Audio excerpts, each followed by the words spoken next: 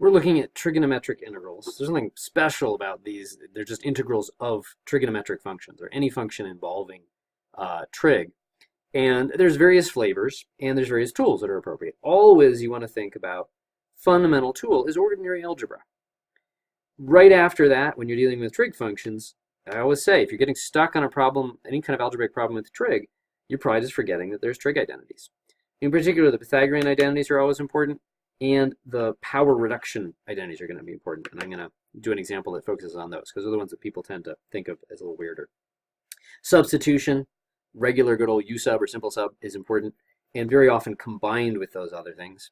And then sometimes parts, especially if you have something that's like x sine x, or e to the x sine x, and that's actually often covered more in the integration by parts section. Okay, so suppose you have this definite integral, 0 to pi over 4, sine squared x cosine squared x dx. When these powers are even, when both powers, if you have like sine to a power, cosine to a power, fairly common combination, when both of them are even, turns out that just Pythagoras algebra substitution is not quite enough. Parts could be used, but it's a pain. And instead, the power reduction formulas are really important. So those come, turns out those come originally from the double angle formula for cosine. But let me just write them out. Good to review where they came from if you need to, but that's not what I'm going to do here. Notice they both involve cosine of a double angle. They're coming from that formula. And what's cool about this is, remember, multiplying functions inside an integral is hard. But here, it's just constants, multiplying it by constants, adding, subtracting, and then putting a 2 inside is not hard. It's a tiny little u sub, which you can often do in your head. Okay, so now when we put them together like this, we are going to have to do a little more work. But this is a good sign. Okay, so we're going to get 2 factors of a half, so it's all going to be a quarter. 1 minus cosine 2x. And this is kind of cute, because it actually is a difference of squares.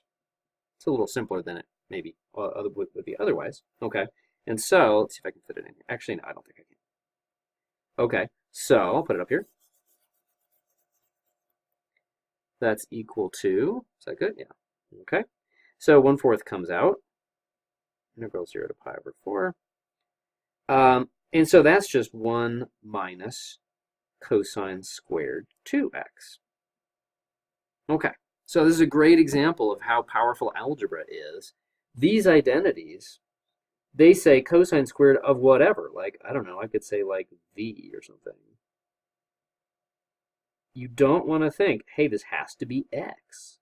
Algebra applies to any quantity whatsoever, including something that's based on another quantity. So cosine squared of blah is 1 plus cosine of 2 blah. Oh, so that's going to become a 4x here. And that's going to be good. We always want to exchange powers or products of functions for things that are just involving constants. Okay, and the 1 obviously isn't going to be a problem. Okay, so we do this again. 1/2 of 1 plus cosine 4x dx. Okay, I'm going to erase all this. Okay, we are well on our way. Let's just clean that up before we go to the integral. 1 minus 1/2 is just 1/2. It's going to be easy to integrate. And then the minus, don't forget to distribute that. Okay. Okay. All right, now we're ready to antidifferentiate. 1/4. Okay, 1/2 just turns into 1/2 x. That's not too bad. And then a minus cosine, the antiderivative is minus sine. If you wanted to do this with a u sub, you can, but usually people at this stage are like, oh yeah, that's the one place where I can just kind of fake it and undo the chain rule, you know, on the fly. It's really more carefully done by a u sub. Okay, and stop, take a deep breath, and check your sign in this kind of case. Okay, yes, derivative of negative sine is negative cosine, and then the 4 is going to cancel the 1/4 here. Okay, now happens to be, I wanted to make the answer kind of nice and simple. That pi over 4, you might have thinking, oh, the answer is going to have root 2 over 2 in it or something like that. But notice, that's been elevated not from an x to, or a 2x to a 4x.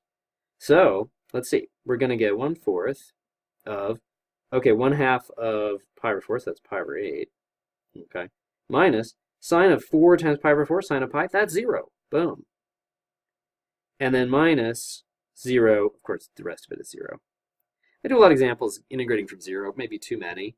I don't want to give you your subconscious the impression that this thing always dies, but it's nice for simple intro examples anyway. Hey, we get pi over 32, and that's it. So these are really useful, and sometimes you use them multiple times, and sometimes where this is already doubled or some other thing, not just x, and that's one of the points I want to make. But that's it.